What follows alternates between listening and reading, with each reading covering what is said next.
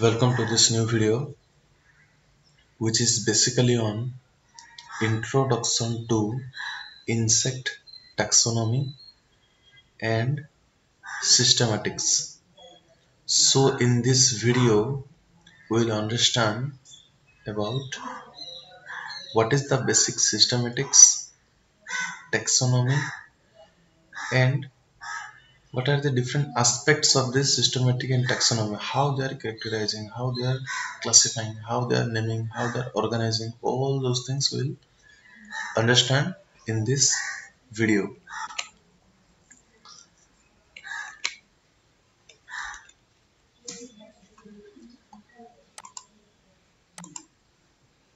So some specific sub questions are there which are very important. First one is what? The term taxonomy was proposed by whom? That is the first question, important one. That means taxonomy term was first proposed by scientist De Candolle. It may come as short question. Taxonomy was first time proposed by the scientist De Candolle. It may come as short question. Okay. Another one, historical aspects we already have covered. This Carl's Linnaeus or Carol's Linnaeus. Okay. In his edition, in his publication Systema Nature, 10th edition of Systema Nature, published in 1758. We already have covered this one in history. In his 10th edition of Systema Nature, published in 1758, he has used this binomial system of nomenclature. Okay. What is this binomial nomenclature? That means in a scientific name, two things must be there. One will describe the genus, one will describe the species, generally using Latin words, or maybe written as in italic form, or while handwriting we can go for underline those words. One is genus, one is species. That means how the question will come. What are the things you have to remember? Carl Linnaeus, in his 10th edition of Systema Nature, published in 1758, he used the binomial system of nomenclature, which includes one genus and one species. Then some more codes are there, like Strickland code and Dahl code, that is developed by those Americans in English. 1842, which code? Strickland code, developed by Strickland using English language. Another one is Dahl code, evolved by these Americans in 1877. So these things you have to remember. It may or may not come, not that much of importance. Okay. So many confusions were there. So many scientists came. They given different kind of this nomenclature. So to make this stable one and universal one of these scientific names, this code name is International Code of Zoological Nomenclature (ICZN) was evolved in 1901 at Berlin. This one, ICZN, International Code of Zoological Nomenclature, first time developed in 1901 at Berlin. Okay, this may come as short question. Also, abbreviation also may come ICZN, International Code of Zoological Nomenclature. Again, sometimes C may be denoted as commission, but generally code. ICZN, International Code of Zoological Nomenclature. At the 16th session of ICZ, ICZ means what? International Congress of Zoology, held in Washington, the latest ICZN, that means International Code of Zoological Nomenclature, was approved. This ICZN was approved, okay, by what? In this ICZ, 16th ICZ, 16th International Congress of Zoology, held in Washington, and the same was revised and republished in 1964. So what here we need to understand? At this 16th session of ICZ, International Congress of Zoology, held in Washington, this latest ICZN was approved and it is revised and republished in 1964. It may also come in short question. In those nomenclature ICZN, some of the terms are there, some terminologies are there. We need to understand what are the terms. So one by one we will understand. First one is holotype. First read the sentence. The descriptions of unrecorded species should be based on a single specimen, whether it be a male or female. Suppose we are having some insect, homogeneous insect is with you. So the description or the characterization of those specimen or the species will be based on a single specimen. Out of all those specimens of a single species, one specimen will be taken, one individual insect will be taken. On that insect, the description will be made, the characterization will be there. So that particular specimen, irrespective of whether it is male or female, it may be a male or it may be a female, but that particular individual specimen will be called as what? Holotype. Understood? The unrecorded species, irrespective of their gender, it may be a male or female, on which the description will be done, that is called as what? Holotype. Second one is allotype. What is allotype? Suppose you have taken a male is the holotype, then the specimen which will be taken as the female, that is called as what? Allotype.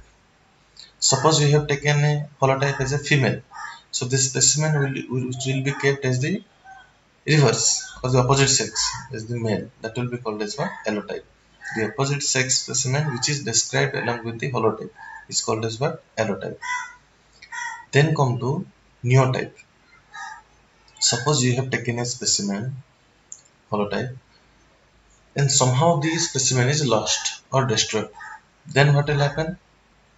Some other specimen of the same species will be taken and on which the description will be made or it will be documented. That replaced specimen which will replace the holotype is called as what? Neotype. Understood? This is what? Neotype. Then come to syntype. Okay. What is syntype? Instead of taking a single specimen like holotype, allotype or neotype, suppose you are taking group of specimens and based on those groups the author will give the original description. Here no doubt holotype and allotype will be excluded, but the group of organism or the specimens of the same species will give the documentation by the author, that is called as what? Syntype. A group of specimens thought to represent a species, it is designated or indicated by the authors of the original description. Same author will describe about holotype, again the same author will describe the same group of specimens, that is called as what? Syntype. Then come to paratype. What is paratype? Along with the holotype and allotype, whatever other specimens are kept within that particular area, or along with whatever the specimen are kept with this holotype and allotype are called as paratype. Understood? Then come to what is topotype. Specimens collected from the same location are called as what? Topotype. Suppose from a specific region you have taken the holotype, again from that place only other specimens were collected, that is called as what? Topotype. Two more terms are there, those are synonyms and homonyms. In general, what is synonym? Suppose of a particular object or suppose of a particular word, some synonyms are there. That means, what do you mean by that? One object will be there or one specimen will be there, but they are having different names. Those names are called as what? synonymous in nature. Okay, what is homonym? Suppose two different specimens are there or two different organisms are there, but both the organisms are having similar name or the same name. Those are called as what? Homonym. Understood the difference? Synonym means one organism or the specimen having different names. Homonym means two different organisms will be there or more different organisms will be there, but here the name is same. Those are called as what? Homonym. So these types and synonyms, homonym, all these are making some confusions time to time. So all those cases will be referred to the, again, one more ICZN, not code here, that one is commission. International Commission of on Zoology, not of, that is on. International Commission on Zoological Nomenclature. To this, all those confusions will be given and that will be settled further by this ICZN. Now, coming to this systematics. What is systematics? The scientific study of the kinds and diversity of organisms and the relationship among them. That means systematic includes everything: taxonomy, classification, identification, everything. And the systematics means what? The study of kinds. How many kind of organisms are there?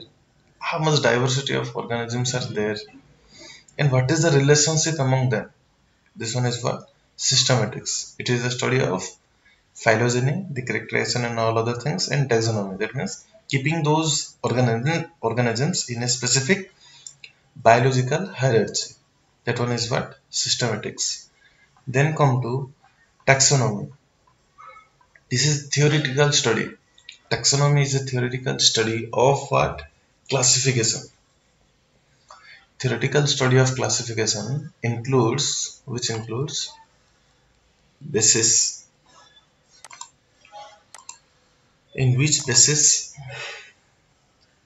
they are classified, based on which principles or characters or keys, following some procedures, by understanding the rules. This one is what? Taxonomy. Theoretical study of classification based on what basis we are doing, which principles we are following, through which procedures, and respecting towards which rules. That one is what? Taxonomy. Taxonomy includes nomenclature and classification. Nomenclature means the giving of the scientific name, naming of the insect. Naming, how naming will come? By understanding the characterization, nomenclature, and second one is what? Classification. Classify those insects to specific classes, to specific segments or phase like taxa in a biological hierarchy. It includes the both nomenclature and classification. So in total we can tell that it is the theory and practice of identifying. First we need to identify the insect or the organism, then describing those organisms, then naming those organisms, nomenclature, and at last classifying those organisms. First we'll identify that specimen, then we have to make some description on that specimen, then we have to go for naming or the nomenclature of the specimen. At last we have to classify those organisms in a specific strategy or in a specific hierarchy, biological hierarchy. It is again classified into various classes. Those classes are alpha taxonomy, beta taxonomy, and third one is gamma taxonomy. First coming to this alpha taxonomy. What is alpha taxonomy? This is also called as, that means it is in analytical level. Alpha taxonomy is the level of taxonomy which concern with the characterization and naming. Alpha taxonomy, in its analytical level, we have to analyze that. We have to identify the specimen, we have to characterize, we have to describe the specimen, and we have to give name to those specimens. Up to nomenclature it will work. Alpha taxonomy. Then coming to the beta taxonomy. This one is what? Synthetical. Whatever analysis has already been done, now we have to synthetically classify that one. The level of taxonomy concerned with the arrangement of species of the specimen in the biological hierarchy. In these segments or phases, we have to put those insects in different order, family, genus and tribe. Okay. This one is what? Beta taxonomy. And third one is the gamma taxonomy or the biological phase. Third one. This is the what? Biological phase. That means now we have to go for deep understanding of that particular species. Biological phase. The level of taxonomy concerned with the studies on intraspecific population to understand the speciation, evolutionary rates and trends. What is intraspecific? Within the species of a single species, so many individuals will be there, and we have to understand them, how they are speciating. That means how they are reproducing, how much evolutionary rate are there, how much the life cycle is there, generation is there, how they are increasing or decreasing, the trends according to the biotic and abiotic factor, all those biological phases coming under this gamma taxonomy. Okay, now come to classification. What is classification? We have started from systematics, which includes phylogeny and taxonomy. Okay, this phylogeny and taxonomy already completed in this taxonomy portion. Now coming to the classification. It is the arrangement of organisms into groups or taxa on the basis of their relationship. How those organisms are relating with each other. According to that, we have to arrange those organisms in some groups. That one is what? Classification. This one is important. Aristotle is considered as the father of biological classification. It may come as a short question. Carl Linnaeus is the father of taxonomy. Aristotle is considered as the father of biological classification. There may be confusion. Try to note it down. Father of taxonomy, Carl Linnaeus. Father of biological classification, Aristotle. Last one is here. Identification. Identification. What is identification? Suppose one unidentified object or organism is there. What is identification in that? For that unidentified object, this allocation or assignment of those unidentified objects to the correct class after the classification has been established. Suppose you have taken one unidentified object or species. We have identified that one. We have given description of that. Then we have again go for nomenclature, giving naming to that. Then again what we need to do? We need to allocate them. Okay, to correct class after the classification will be established. So this is called as what? Identification. Now the proper specimen is totally identified by the author and to others also. That one is what? Identification.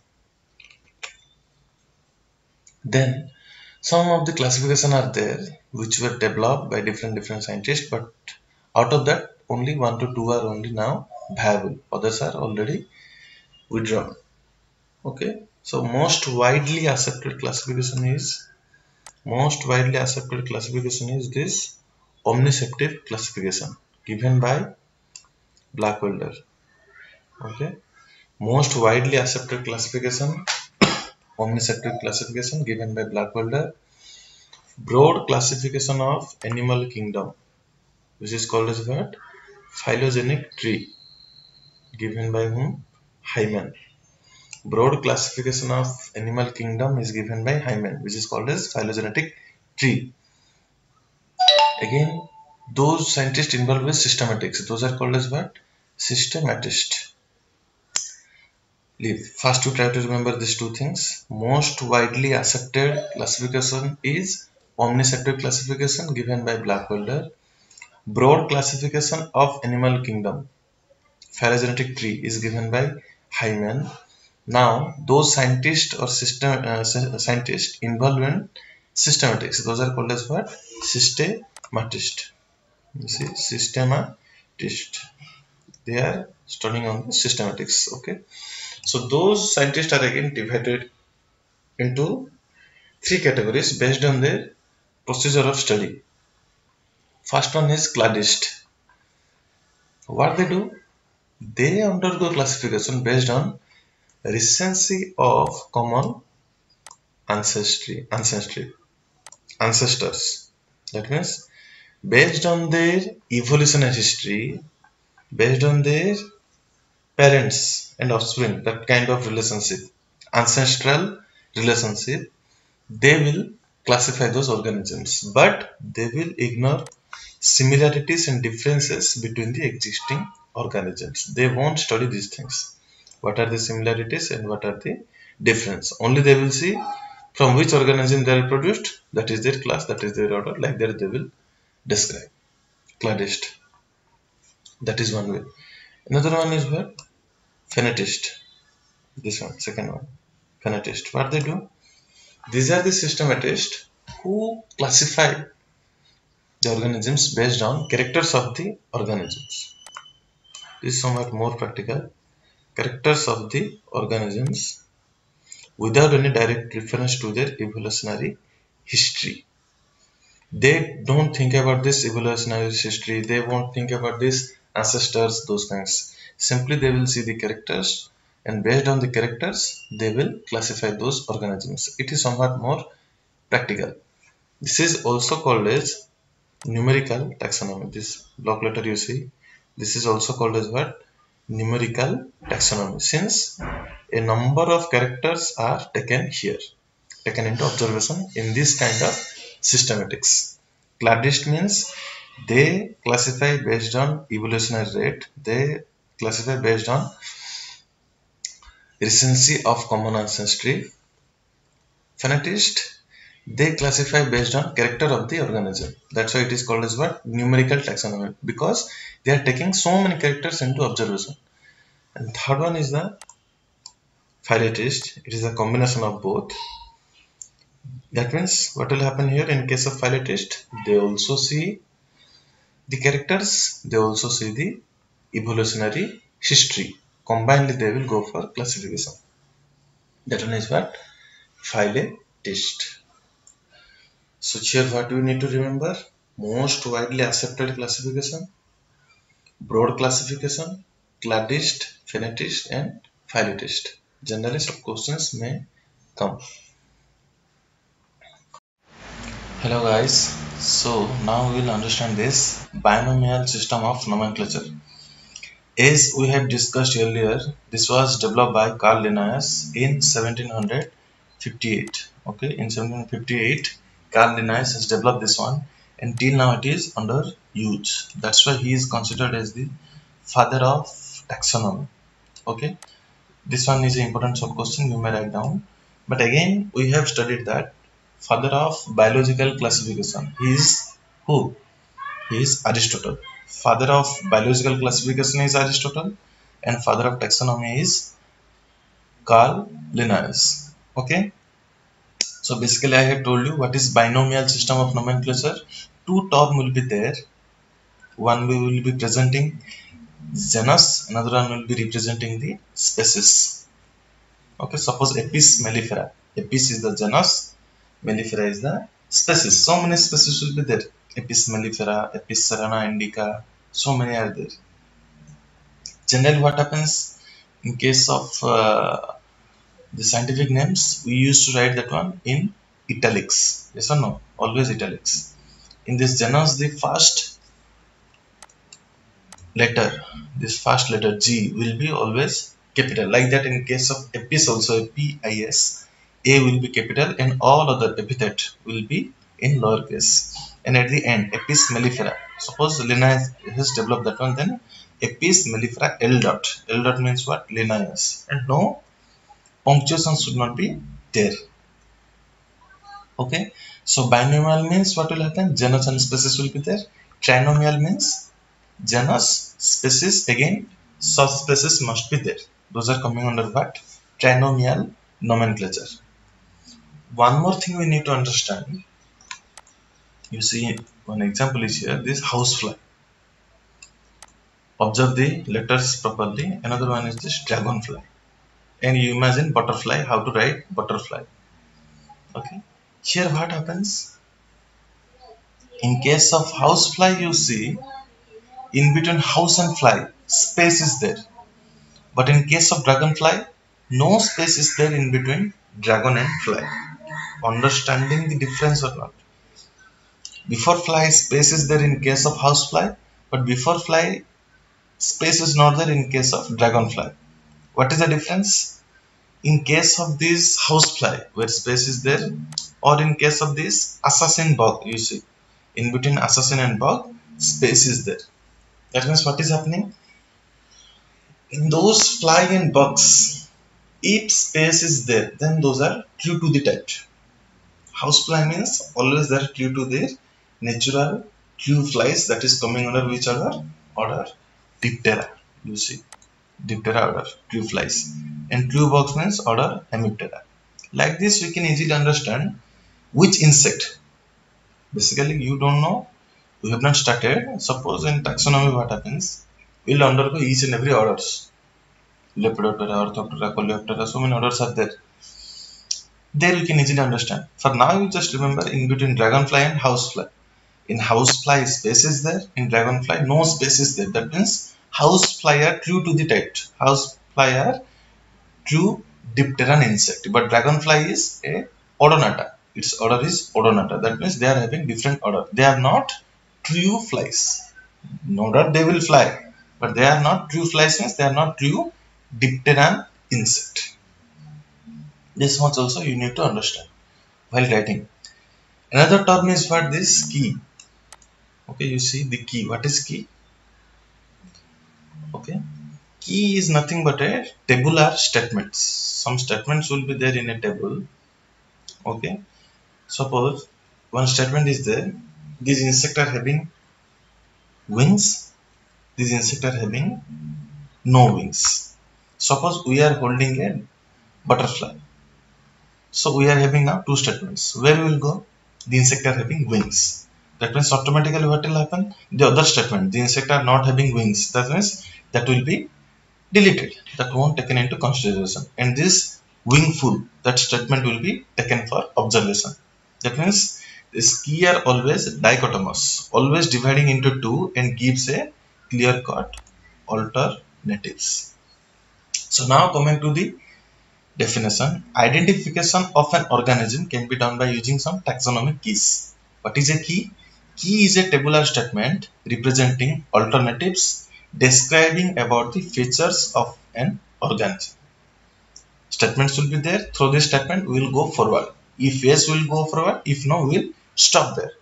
Always dichotomous. Always it will give a clear-cut alternatives. Again, these keys are two types. One is phylogenetic key. Another one is arbitrary key. What is phylogenetic? This is also based on what? Evolutionary relationship. Group appears only once. So this ancestor, the study will carry forward. So only once the insect will come or the taxa will come. But in case of arbitrary key, what will happen? Here the taxa groups appears several times. But it has more advantages. No doubt, arbitrary is somewhat more complex, but it has some more advantages. Phylogenetic, arbitrary. Then come to this hierarchic classification. In a biological hierarchy, in a biological classification, how they are chronologically ordered. At the top, what will be there? Kingdom. Below that, at the top, kingdom. Below that, phylum. Below that, class. Below that, cohort. Below that, order. Below that, family. Tribe, genus, species, and subspecies will be there. Kingdom, phylum, class, cohort, order, family, tribe, genus, species, and subspecies.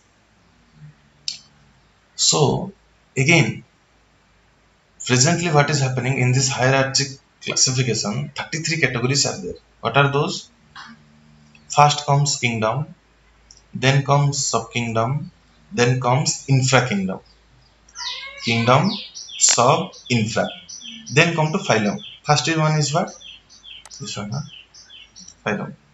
First one is coming superphylum, then comes phylum, then comes subphylum, then comes infraphylum. You see the difference in this kingdom. First three, 1, 2, 3.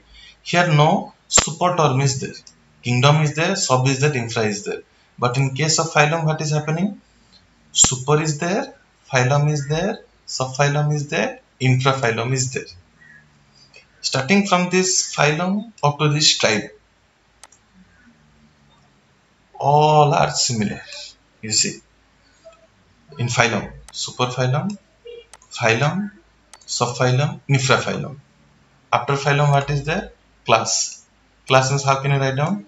Superclass, superclass, class, subclass, then infraclass. Yes or no?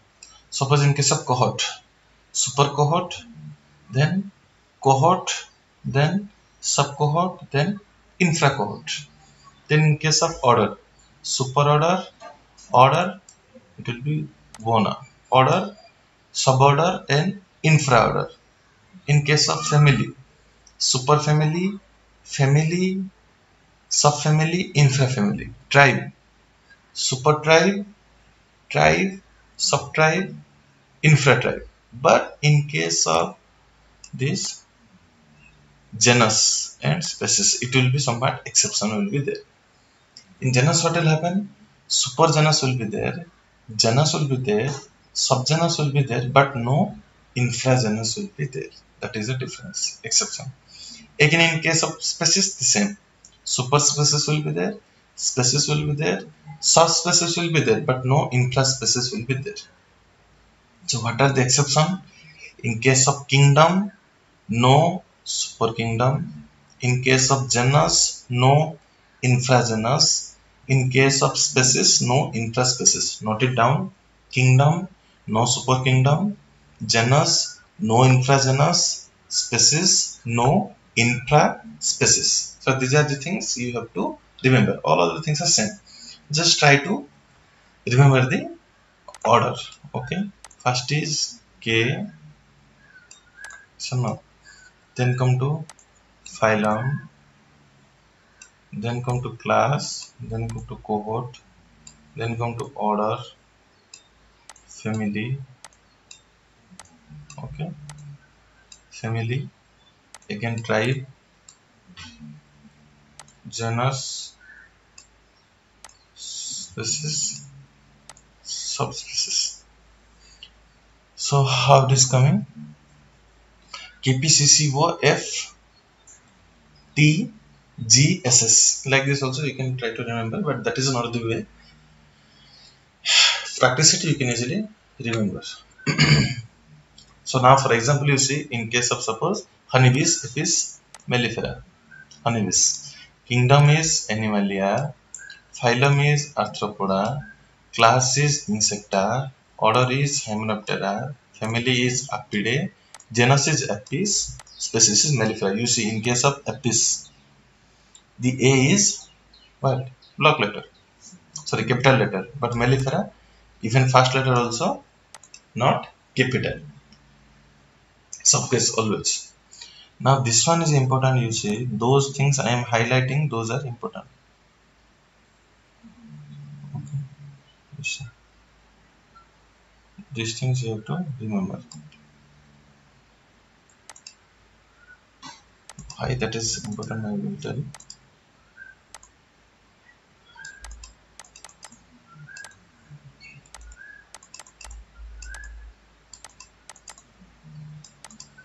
Okay.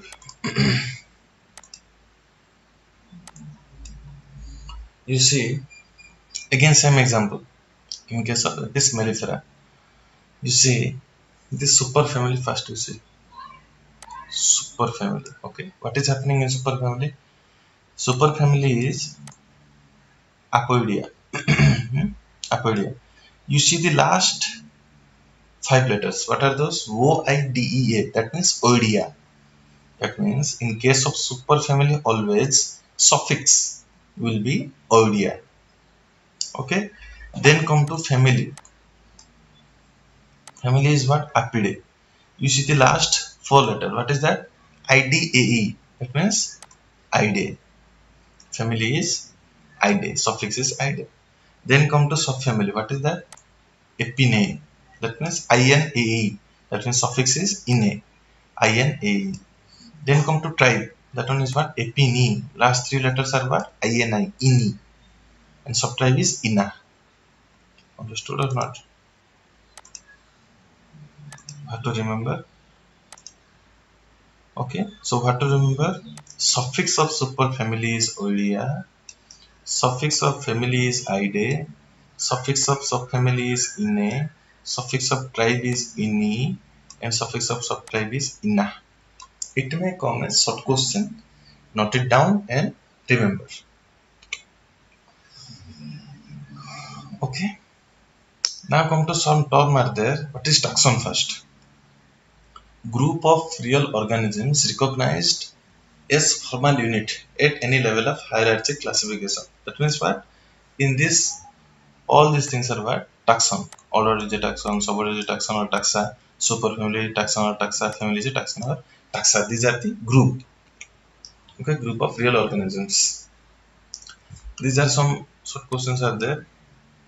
Possible remember, but you have already understood these things. Then come to phenon. This one, phenon. What is phenon? Phenotypically homogeneous samples at species level is called as what? Phenon. At species level, what will happen generally? Phenotypical, that means by appearance. Definitely, samples will be homogeneous. Those homogeneous specimens are called as what? Phenon. What is biotype? Biotype also, here what will happen? Group of organisms having the same or nearly the same genotype. Genetically, they are somewhat same. Okay, such as particular strain of an insect species. Strain, race A, race B. In case of pathogens, race will be there. In case of insect, strain will be there. Genotypically, they are similar. Then come to subspecies. This one. Okay. Individuals in different subspecies will be, in a subspecies what happens? They are morphologically or genetically different from each other, but capable of interbreeding. In between them, they can interbreed and they can produce viable offspring. Morphologically, maybe they are different. Genetically, they may be different, but they are capable of interbreeding within each other and they can produce viable offspring. That is not that much important, but this one you try to remember. Lowest taxonomic category is subspecies. Definitely one question will come. Lowest. Okay, this is important. Lowest taxonomic category is subspecies. This one come as short question. Okay.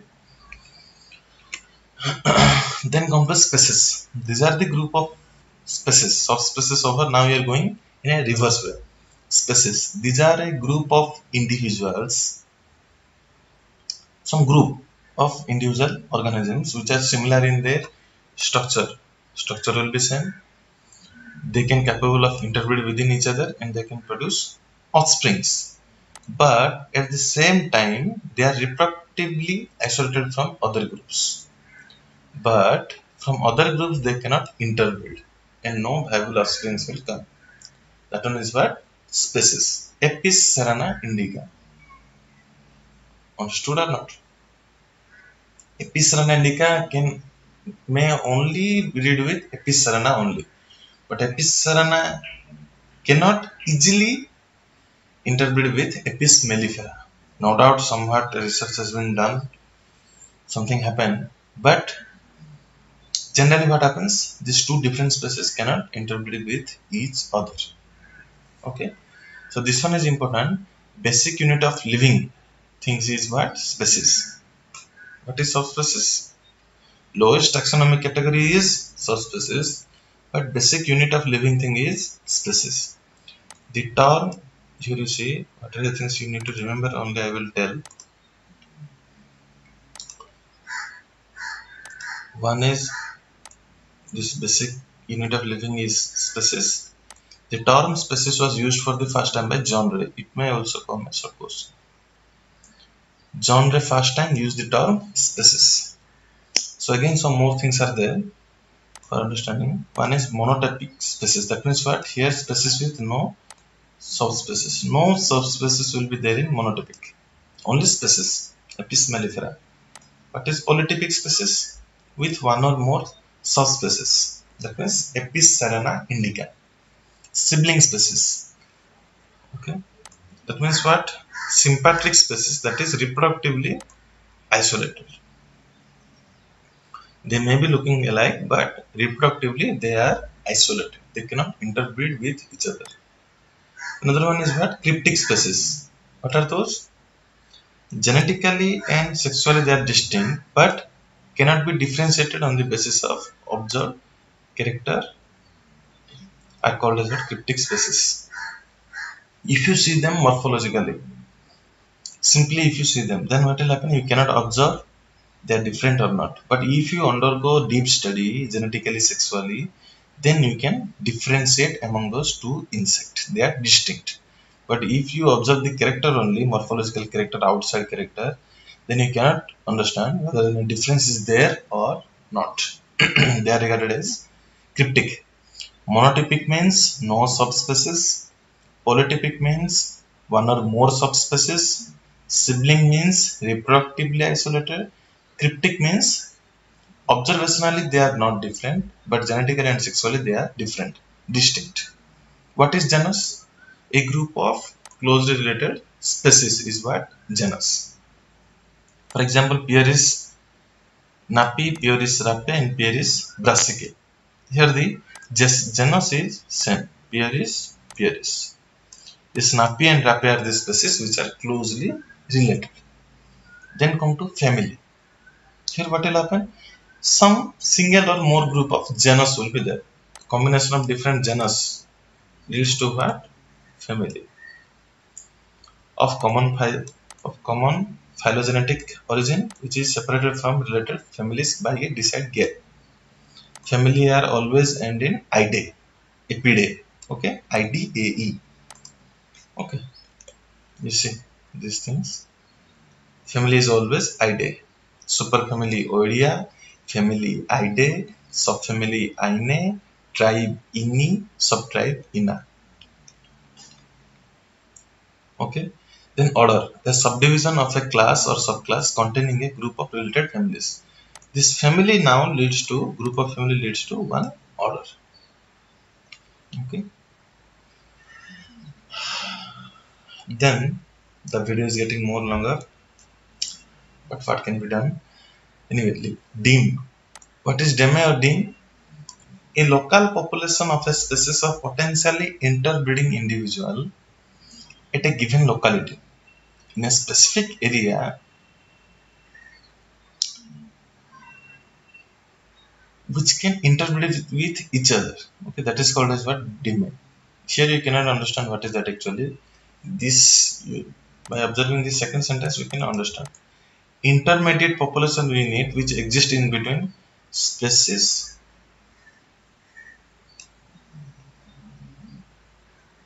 and deme. It's called as what?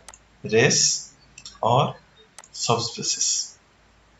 Understood? That means now you have to understand that this deme, where it is there, it is at the grassroots level. That means in between deme and species,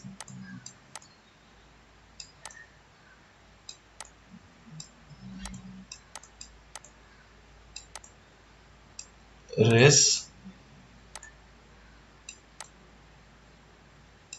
or subspecies will be there. Understood? That means below subspecies deme will come. That much deep understanding is there, that much deep observation will be there. Then you can identify no deme is there, no deme is there. Okay. So this is not that much of importance. This one is important. This biological species concept was given by whom?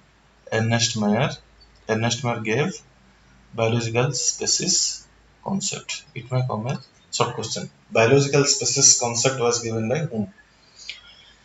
So I hope you have understood the video. No doubt the video became somewhat more bigger, but I have tried my best to make you understanding. Thank you very much. If any doubt will be there, then kindly ask. Okay.